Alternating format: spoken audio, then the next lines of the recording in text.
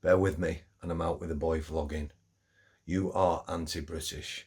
Yeah, you are being indoctrinated via your training and college and university. You are anti-British culture. You are assisting people who are projecting hate on the British public and culture. There will come a time in your own communities when people will turn their backs on you. Yeah, you will become pariahs. Anyone who's got any decency, any integrity, who's a good person, is going to leave that job. They're leaving in droves now. You're supporting now your leaders who are anti-British. You are woke. Some of you are illiterate. A lot of you are not fit to be doing the job. There's going to be a clash of cultures. You're going to be in the middle, yeah, and people will turn their backs on you. That's you, the British police. Out with the boy. Shamima Begum ran off at a young age, maybe groomed, maybe conditioned. Went to a far off land to marry someone connected with a terrorist group, an ISIS bride. She's been back in the news, bit of a distraction really, maybe, for people who believe everything the media, you know, terrestrial TV media, BBC, ITV, Sky and the like, and the newspapers put out there. Bit of a distraction, is it not? And what happened Thursday? What happened Thursday in our parliament? Democracy died. Many of you might think that democracy was already dead. Lindsay Hoyle, Speaker of the House, someone who's supposed to be neutral, took direction of things away from the normality, if you can say a word like that when you're talking about the Houses of Parliament and how people behave. But he went against the rule book, as it were. Now, people have called for his resignation, and people have said, you know, he's done it to protect people.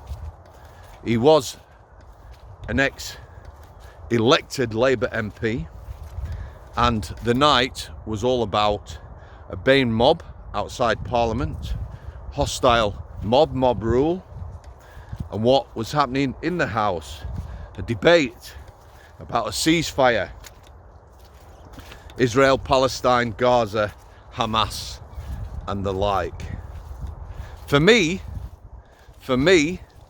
every MP now has a target on their back. So you might have no liking for these people. However, you know, it's all we've got at the minute, haven't we? We haven't got mob rule. People like myself out on the streets in numbers every week. One of the reasons is I work and I have a family to look after. Many people on these marches and that who've come to this great country, Great Britain, to live and don't want to go by our culture or anything else. In fact, far from it, they want to destroy it. Don't work. We support these people. We support these marchers, the British taxpayer, the great benefit system. You know, you can now come here, have a holiday in a hotel. You can leapfrog the whole community. People awaiting social housing and the like, the 1.2 million people allegedly. And you can go straight into your own home. You don't have to go by our culture. You don't have to respect our culture. You don't have to go to work. But every MP has now got a target on their back. That don't mean they're going to be a target. Far from it. Anyone who speaks up now, potentially, is going to get a visit from a mob. Any MP who's in Parliament, for instance, you know, one MP, Andrew Bridgen, I believe he's called, who spoke out against the grooming gangs. You know, it was a very fine speech. It's a topic that people want to shut down. The police don't want to know and the public don't want to know. It's disgusting, isn't it? You don't want to hear about thousands of children being raped. But let's imagine that speech happened tomorrow or next week. Forget who's in Parliament, yeah? People might well target that man. His family might be under a threat. And that is horrendous. I've lived, not literally in a war zone, but I lived in somewhere that was very frightening. As a prison officer, and nobody knew I was a prison officer, I feared for my own safety and my family's, till we moved to an area that felt much safer. We've already had MPs visited. Is this going to be the future? Nobody speaking up. Does Parliament need to be behind closed doors? Again, votes in private, no public gallery, no press, no TV, in order that people can say what they want to say. We've just had an MP suspended by the party. I haven't seen what he's actually said. I've seen it via social media, and not everything on social media, I believe. However, people have said what he said through a few truths. He hasn't perhaps put it across in a very good way, but people are now slandering him. People are now saying, you know, this guy's causing problems. This guy is racist. This guy is spouting hate speech. They're going to become targets, are they not? So, Miss Begum, again, for me, it makes no difference to me that she's lost her British citizenship and she won't be coming back here. Why? Thousands of people are coming here now who are probably a bigger threat to the British culture and people than she ever was. I understand why people don't want her here. I understand some people might be sympathetic to her cause as it was. Me, it's irony. It makes no difference if she'd have come back or not. Thousands of people now taken to the streets who don't support the British culture. MPs now under threat. No more speaking out. No more democracy. And it doesn't have to be just MPs. Let me tell you now, a very good friend of mine, an Andy lad. When I say an Andy lad, I mean he could fight. Can we see the main man in the background? I think we can. He could fight. He turned up to a polling station in an area of Greater Manchester. I voted when I lived in Little Hulton between 2014 and 2019 when I left. At least twice and maybe 3 times, me and our lass went to a polling station. My mate turned up to one and there were some pleasant young gentlemen outside and they were giving people an amount of money.